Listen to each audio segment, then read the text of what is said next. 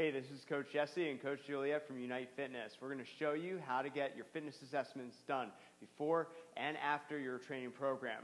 Doing the fitness assessment is very important to help you gauge any progress you've made in changes in weight, body fat, inches, strength changes, and changes in your cardiovascular. So some simple tests, you don't need a lot. You can either do some of this at home or even at your local gym.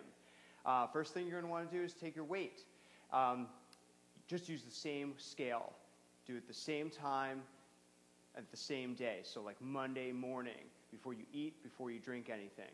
And that way, a couple months down the road, a couple weeks down the road, and you take it on another Monday in the morning, you won't have to worry about changes from what you're eating or drinking. So, moving on, body fat. You can do this at home with some simple devices. Let's take a look at that. Juliet is holding an example of an inexpensive product that you can get for at-home use. And many gyms actually carry that.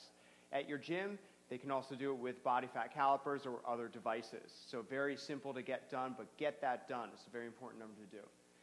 The last measurement we want to do is circumference. All you need is a tape measure and somebody to help you out. There's some key parts to do this, and it's very important you get it done in the right spot. Chest, waist, belly, hips, thighs, and upper arm.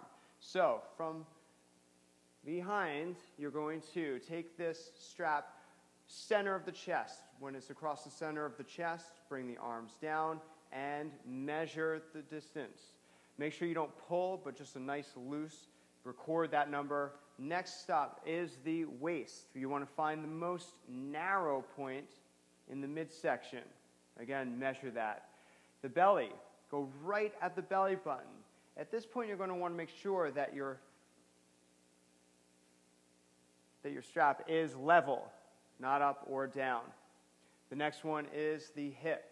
So you want to find the center of the glutes and take your ruler all the way around and measure that. Arm and leg, we only have to do a single leg. So Juliet, can you turn around? Good, your right leg. You want to find the center point between the knee and the hip. You can use your tape measure to find the center point between, hold that point, thank you, and measure at the thigh, and the last point will be the upper arm. So what you want to do is make a muscle, find the peak of that muscle, put the tape measure around, and then bring the arm to a nice relaxed position. And now you have your measurements. After your body measurements, you'll want to move on to your cardiovascular test. It's a 12-minute run that you can do inside on a treadmill or outside on the road. Just measure your distance using a GPS watch or an app on your phone. You can also use alternatives to running by using a bike or a rowing machine. Just make sure you have an odometer to measure your distance in that 12 minutes. We measure your strength with 3 tests: the squat, the push-up, and the sit-up. Juliet, let's see what a good squat looks like. Excellent. Now she's squatting over a bench. If you do this, it actually helps you give you a target and also helps to keep consistency between the first and the last fitness assessment you do. What if you can't reach the bench? If you can't go all the way down to the bench, then what you can do is use a yoga block. Just place that block right underneath of you. That way you still have a target that you can reach down to. We understand that many people have varying ranges of motion, so go as deep as you can. Ultimately, you do want to squat down to at least 90 degrees where the hip crease drops below the knee stays behind the toes, the feet stay grounded, and the back is nice and straight. Excellent. Moving on. Your next one is the push-up. So, with your hands spread out about shoulder width apart, bring your chest at least 1 fist distance off the ground. Guys, maybe even hit your chest towards the ground. Fingertips should remain underneath the shoulders.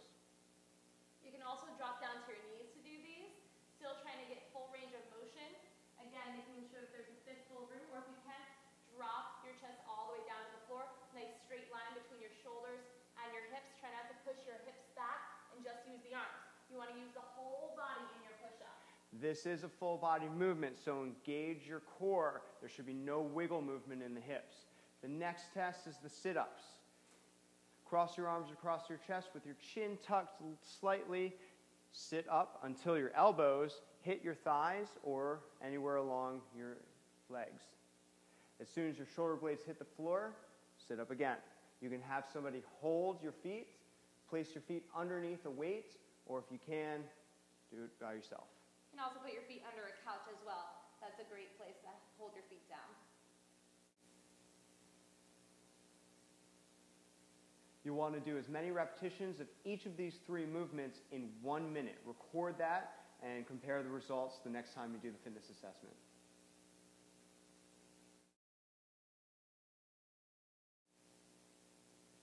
To gauge your flexibility, we use 1 flexibility test. First, we use a tape measure, so you can do this anywhere. Place it at the 0 at your toe, and then walk your hands out until you're in a push-up position.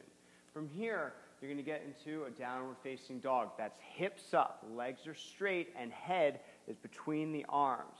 From here, we're going to walk your hands back, and as long as your head is between your arms and your knees are straight, you're in the proper position. As soon as your head pops up or your knees start to bend, that's where you take your measurement, right at the base of the palm of the hand, and you measure that distance between the toe and the base of the palm of the hand. Now, if you can walk your hands all the way back to 0, like Juliet is demonstrating, you have excellent flexibility. So you want to put a little bit more focus into your strength and cardiovascular and just maintain that flexibility.